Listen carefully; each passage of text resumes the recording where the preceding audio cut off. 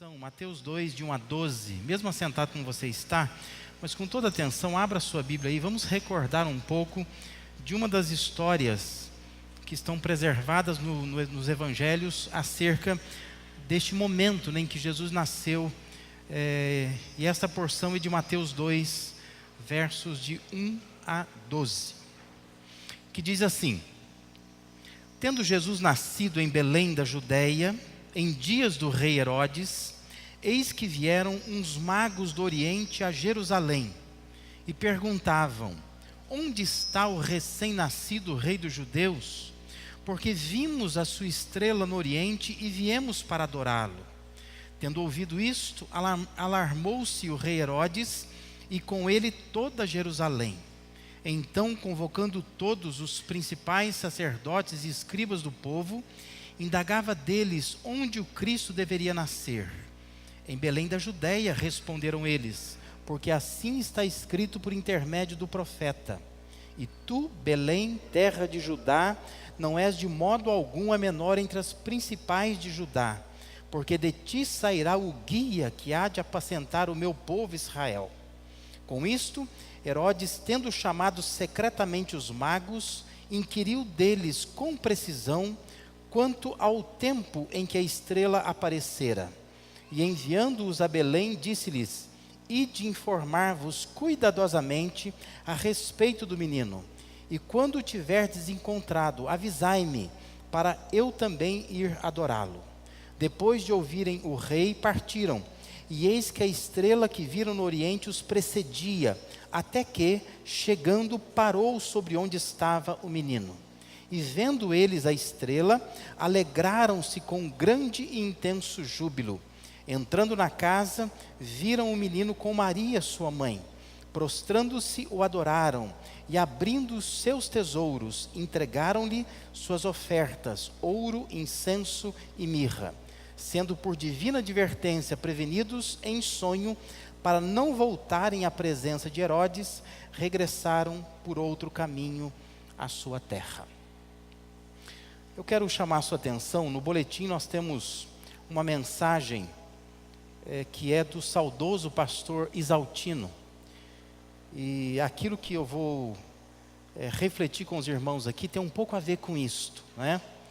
Essa questão do sentido do Natal. Como que, às vezes, nós, que somos cristãos, criamos uma certa neurose, que essa é a palavra que o Isaltino usa, para atacar os nossos próprios símbolos, nossas próprias festas. O mundo lá fora não está preocupado com isso, e nós estamos, não é? Então é muito comum nessa época do Natal correr pela internet, pelas redes sociais, um monte de coisa falando mal da árvore de Natal, falando mal das luzes, e que nós estamos perdendo o sentido de Natal e tudo mais, não é? Tudo isso são adereços apenas, não faz diferença nenhuma, não é? É como você entrar numa igreja e achar que aquela determinada planta não deveria estar na igreja, não é? Eu tenho uma irmã de sangue, que foi educada numa igreja assim. E ela criou uma neurose tão grande de algumas coisas, que um dia ela entrou na minha casa, e na minha casa tinha uma planta que eu nem sabia o nome. Mas segundo ela, aquela planta é comigo ninguém pode. E ela disse assim: um crente não pode ter uma planta dessa em casa. Eu falei: por quê? Né? Porque é uma planta amaldiçoada, alguma coisa assim. Estranho, né? Nunca pensei nisso, que uma planta na minha casa pudesse trazer algum tipo de maldição. Então, eu quero chamar, porque às vezes você pega o boletim, joga fora, nem olha direito, mas dá uma lida. Isaltino foi um homem respeitadíssimo, não é? Junto com Israel Belo de Azevedo, um dos grandes escritores, talvez o maior no meio batista, né? Deixou um legado muito importante. Vale a pena ler o que ele escreveu, para a gente não ficar com essa neurose de achar que tudo é pecado, não é? Mas essas histórias a respeito do nascimento de Jesus estão nos evangelhos. No entanto, dos 4 evangelhos, nós temos apenas 2, que é o evangelho de Mateus, ou atribuído a Mateus e atribuído a Lucas, que preservam a história do nascimento. Os outros dois evangelhos não se preocupam com isso, já trazem Jesus na sua vida adulta. Mas esses dois evangelhos são muito ricos em detalhes e informações. Mas essa narrativa de Mateus, essa parte até que nós lemos aqui, parece que o próprio escritor, quem está escrevendo, está surpreso com o que está escrevendo, dada a riqueza de detalhes. Nós sabemos que este evangelho atribuído a Mateus, ele é um evangelho mais focado nos judeus, pelas características dele, não é? Começa com genealogia, há uma certa preocupação com algumas coisas pertencentes à cultura judaica. E se o escritor, o Mateus, é um judeu, escrevendo para judeus, a impressão que nós temos é que ele está chocado com o que aconteceu. Mas não chocado com o acontecimento Jesus, mas ele está chocado com a forma como esse cenário do contexto judaico daquela época estava preparado para que Jesus viesse. Os magos, que é exatamente assim que se lê no grego, né? Magos, que não tem nada a ver com os nossos magos de hoje, não tem a ver com magia, não tem a ver com misticismo, mas magos no grego simplesmente é um homem sábio, alguém que é grande conhecedor de alguma coisa. Esses homens vieram do Oriente, eles não eram judeus, são homens que provavelmente são persas, eles são ligados aos astros, eles estudam os astros, que também não são astrólogos, né? Eles deviam ser astrônomos, né? Pessoas que estudam as estrelas. E esses homens, eles vêm atrás do prometido Messias dos judeus, mas eles não são judeus. E repare isso nas narrativas do nascimento de Jesus, coisas estranhas acontecem. Todas as narrativas que falam do nascimento de Jesus chamam atenção para gente de fora, que vai surgindo para adorar um Deus que é dos judeus. Mas eles mesmos não conhecem, eles estão atraídos por essa história, por essas promessas. Mas são promessas que não pertencem a eles. E essa parece ser uma tônica do Evangelho. Se você ler o Evangelho com calma, essas histórias sobre Jesus, você vai ver que mais tarde, na vida adulta, aqui e ali Jesus vai chamar atenção para isso. Vai dizer que gente de fora pode fazer mais e melhor do que gente de dentro. Jesus chama atenção, por exemplo, de prostitutas que podem entrar no reino muito mais do que gente que se acha santa. E essa é uma tônica do Evangelho. Jesus sempre chama atenção para isso. Por isso que aqui e ali a gente ouve dizer que o céu será um lugar de surpresas. Porque tem gente que vai estar lá que você não gostaria que estivesse lá. E hoje já é assim. Deus já é alguém que salva pessoas que eu não gostaria que salvasse, mas Ele salva. E essa é a tônica do Evangelho. E no início, na história do nascimento de Jesus, isso também acontece.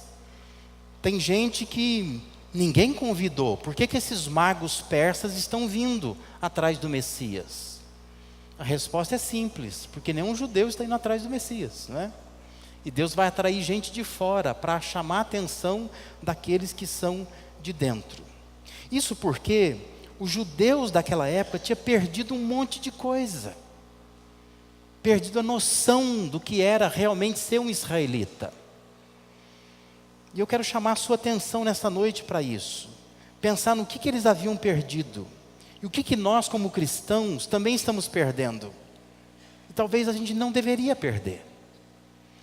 Quando eu fico aqui ali dando uma olhada, porque eu não tenho muito tempo para isso, mas quando eu olho nas redes sociais, eu fico assim um pouco desencantado com as discussões que permeiam a cabeça dos cristãos. Os cristãos estão se perdendo em coisas que não têm valor, não é? E ficam discutindo coisas que não são os fundamentos da fé. E coisas que não estão ajudando a salvar ninguém. Muito pelo contrário. Estão afastando pessoas cada vez mais do Evangelho que nós pregamos. Então, o que os judeus tinham perdido que nós também não podemos perder? Em primeiro lugar, observe no texto que eles tinham perdido já a esperança.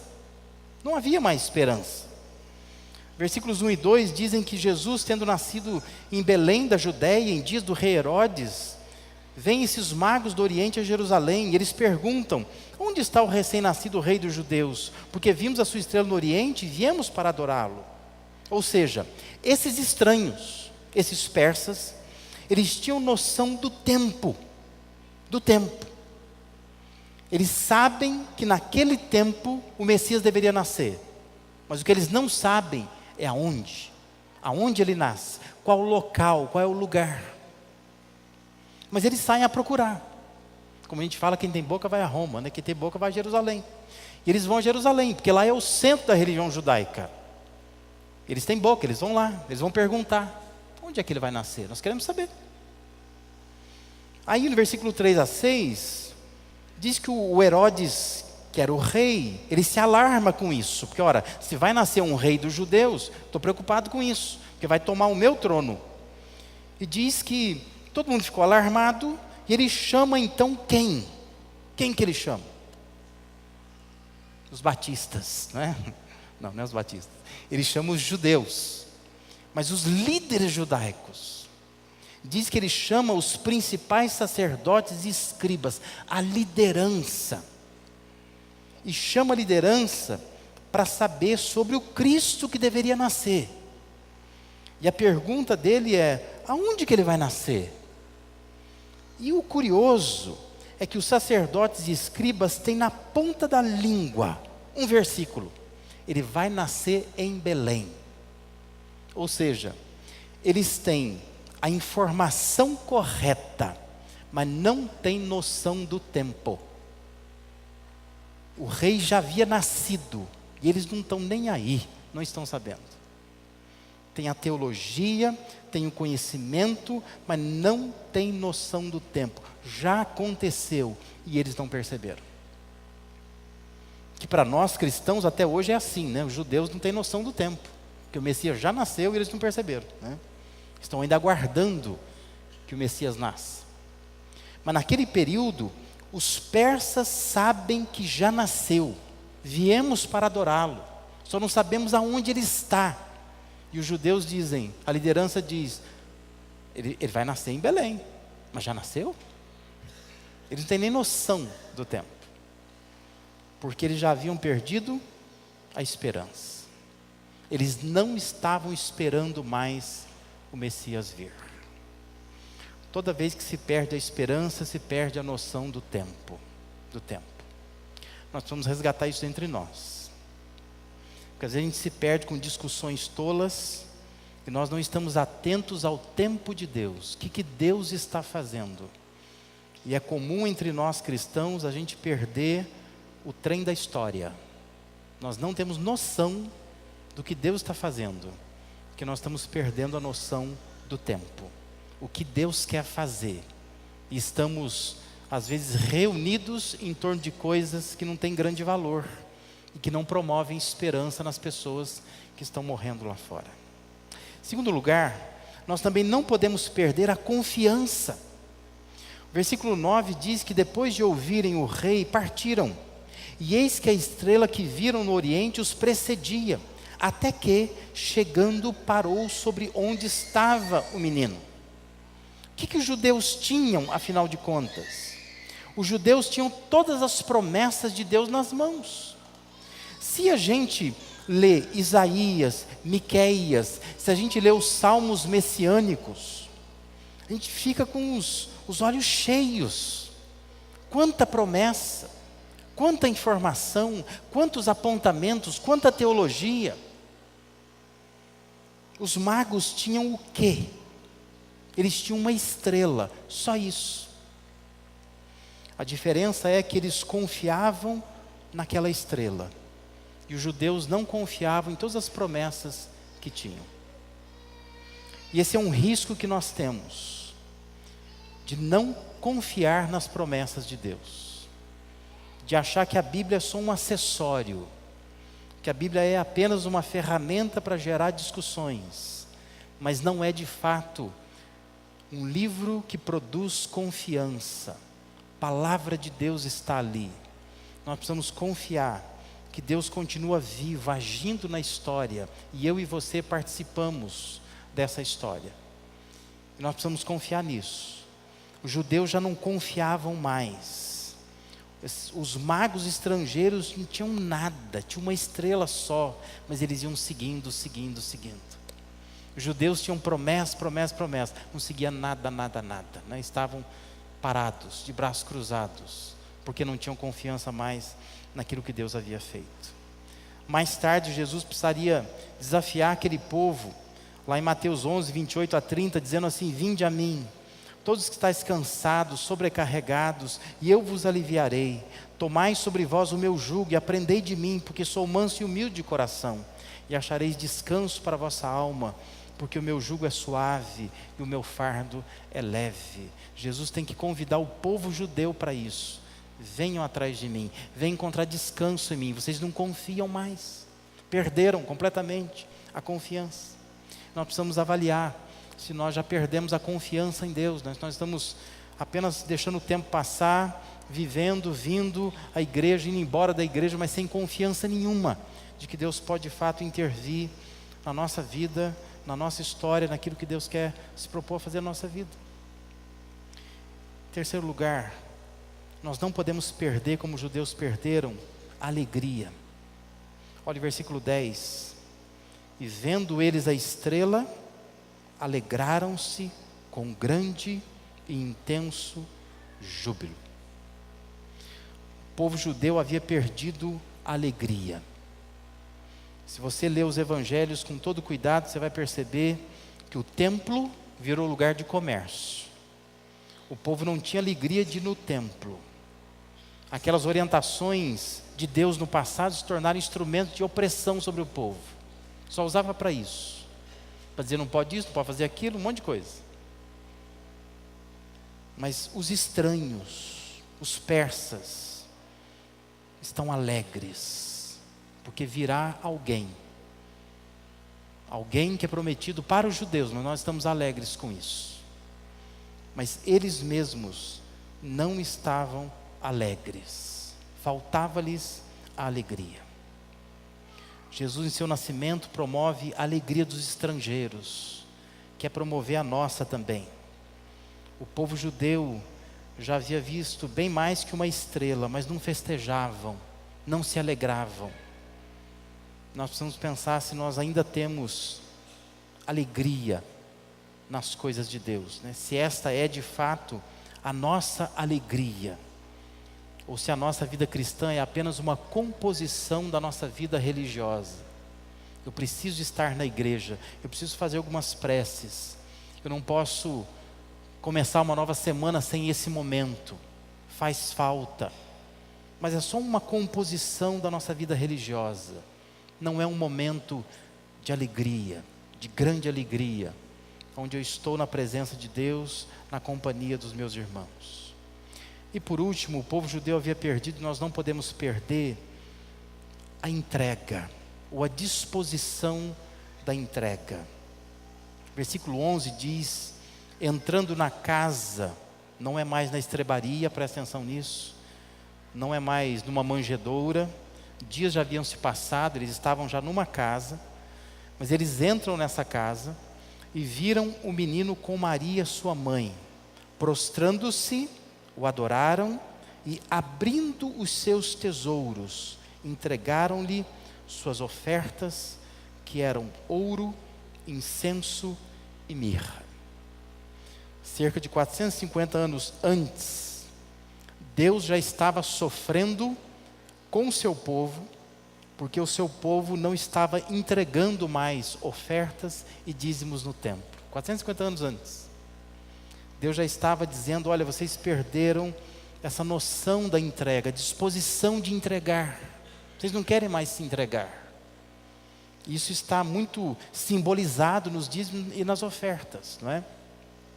Um povo que retém para si, que rouba a Deus, como diz lá em Malaquias 3. Mas agora diz que esses estrangeiros, quando eles estão diante do Messias, nascido, um bebê ainda, diz que eles abrem os seus tesouros e entregam ouro, incenso e mirra. Mais do que tentar ficar descobrindo o significado do ouro, do incenso e da mirra, apenas é bom saber que são coisas muito preciosas, caras. Eles entregaram os seus tesouros, como diz o texto, suas riquezas, estavam confiadas ao Messias. É isso que eles estão fazendo ali. E evidentemente a história é preservada para que nos ensine que nós precisamos, diante do Messias, abrir os nossos tesouros e nos entregar de fato, não é? Porque às vezes nós não nos entregamos, a gente não faz entrega nenhuma, a gente só observa, a gente só é auditório, só plateia, a gente não se envolve de fato, não é? Sabemos que Deus existe, cremos nisso, sabemos que Ele tem feito grande coisa na história, mas preferimos que Ele fique lá e a gente fique aqui. Quando eu precisar eu acesso, quando eu precisar eu chamo, quando eu precisar eu falo alguma coisa, mas eu não quero muito envolvimento com isto, porque a gente sabe que esses envolvimentos com Deus custam, né? Porque Deus vai querer alguma coisa nossa, eu vou ter que me entregar, e eu prefiro então dizer, olha, deixa eu com a minha vida aqui, o Senhor fica aí com a sua divindade, deixa eu com a minha humanidade. De vez em quando a gente se encontra, não é? Quem sabe aqui e ali a gente se ajusta, mas fica aí e deixa eu aqui. Mas Deus está mostrando que no cenário do nascimento do seu filho, estrangeiros vêm e abrem os seus tesouros e se entregam. Uma entrega que custou o ouro, o incenso e a mirra. Talvez os judeus ficassem corados de vergonha quando lessem esse livro, quando lessem essa história. Talvez ficassem envergonhados e, puxa vida, olha o que fizeram, não é? Olha o que Deus fez. Permitiu que pessoas estrangeiras viessem buscar onde estava o Messias nascido. Olha como eles esperavam, como eles confiavam, como eles tinham alegria. Olha como que eles se entregaram. E nós judeus ficamos corados de vergonha. A minha pergunta é, como é que nós ficamos, nós cristãos? Se nós também não ficamos corados de vergonha, porque nós temos acesso a tanta informação, tanta coisa nós sabemos a respeito do Cristo, mas às vezes se acha mais temor entre pessoas de fora do que pessoas de dentro. Às vezes é mais fácil resolver problemas de pessoas que estão fora da igreja do que quem está dentro da igreja, porque nós perdemos algumas coisas. E o meu desafio é que ao ouvir essas músicas que nós vamos ouvir agora, você pense nisso, e você ore por isso, e diz, Deus, devolve para mim essas coisas. Eu quero voltar a ter esperança. Eu não posso caminhar com uma vida estéril dessa forma. Eu sei que talvez você está aqui só porque é época de Natal. Fora desse tempo você não vai vir aqui. Natal é época de vir à igreja. Ninguém vem na igreja, por exemplo, no carnaval, nem na época da festa do peão, né? Mas na época do Natal é uma data religiosa, a gente vai para a igreja, não é? Mas pensa nisso, Deus, eu não quero estar aqui só no Natal, eu quero receber de volta a esperança, eu quero confiar no Senhor de fato, eu não quero só estar aqui para assistir, eu quero ter um exercício, uma experiência de confiança, eu quero ter alegria, eu quero me sentir alegre como aqueles magos persas sentiram, pensar no nascimento de Jesus. Eu quero sobretudo entregar, eu quero abrir os meus tesouros, eu quero entregar o meu melhor para esse Deus, amém? Feche seus olhos, vamos orar, depois nós vamos ouvir essas músicas. Senhor, obrigado, tua palavra é tão rica em ensinamentos, Ó Deus, não permita que o nosso coração fique fechado, mas abre o nosso coração. Nós precisamos recuperar coisas que nós temos perdido. E são coisas que talvez nós nem damos tanto valor, mas são coisas preciosíssimas. Porque, ó Deus, é a devolução da esperança, é a devolução da confiança, da alegria da salvação, é a devolução dessa disposição de nos entregarmos ao Senhor. Ó Deus, abençoa a cantata que será apresentada agora. Que mais do que simplesmente ouvir essas músicas, seja um momento, ó Deus, que nós vamos permitir que o Senhor continue falando conosco. Que o nosso coração se abra, que possamos ouvir a Tua voz. E que ao final desta apresentação, possamos mais uma vez abrir os nossos tesouros e dar o melhor de nós. É a oração que faço, em nome de Jesus. Amém e amém, Senhor.